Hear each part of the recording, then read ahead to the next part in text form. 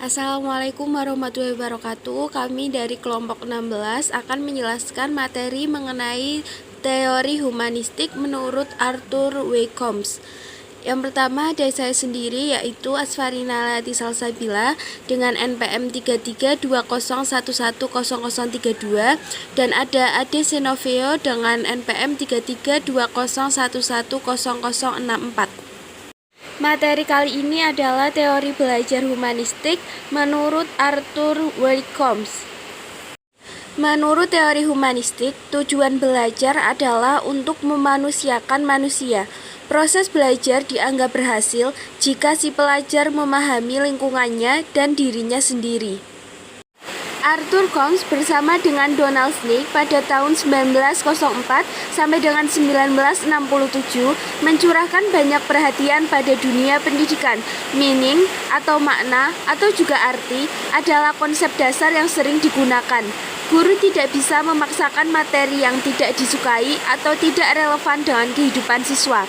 Arthur Combs berpendapat bahwa banyak guru membuat kesalahan dengan berasumsi bahwa siswa mau belajar apabila materi pelajarannya disusun dan disajikan sebagaimana mestinya.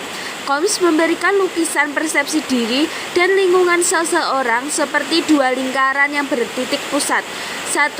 Lingkaran kecil adalah gambaran dari persepsi diri dan lingkungan besar. Lingkaran besar adalah persepsi dunia. Makin jauh peristiwa-peristiwa itu dari persepsi diri, makin berkurang pengaruhnya terhadap perilakunya.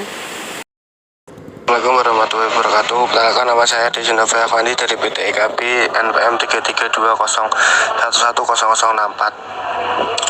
Arthur Combs menjelaskan untuk mengerti tingkah laku manusia yang penting adalah mengerti bagaimana dunia dilihat dari sudut pandangnya. Pernyataan ini adalah salah satu dari pandangan humanistik mengenai perasaan, persepsi, kepercayaan, dan tujuan tingkah laku inner dari dalam yang membuat orang berbeda dengan orang lain. Untuk mengerti orang lain yang penting adalah melihat dunia sebagai yang dia lihat, dan untuk menentukan bagaimana orang yang berpikir merasa tentang dia atau tentang dunia. Combs menyatakan bahwa tingkah laku menyimpan adalah akibat yang tidak ingin dilakukan, tetapi dia tahu bahwa dia harus melakukan. Seorang pendidik dapat memahami perilaku peserta didik jika ia mengetahui bagaimana peserta didik mempersiapkan pembuatannya pada suatu situs. Apa yang kelihatannya aneh bagi kita mungkin saja tidak aneh bagi orang lain. Dalam proses pembelajaran, menurut para ahli psikologi humanitis, jika peserta didik memperoleh informasi baru, informasi itu dipersonalisasikan ke dalam dirinya.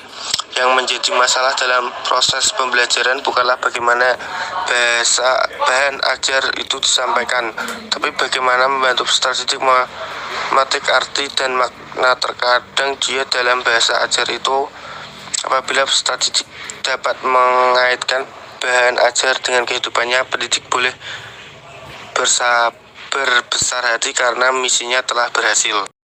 Indikator dari keberhasilan aplikasi ini adalah siswa merasa senang, bergairah, berinisiatif dalam belajar, dan terjadi perubahan pola pikir, perilaku, dan sikap atas kemauannya sendiri.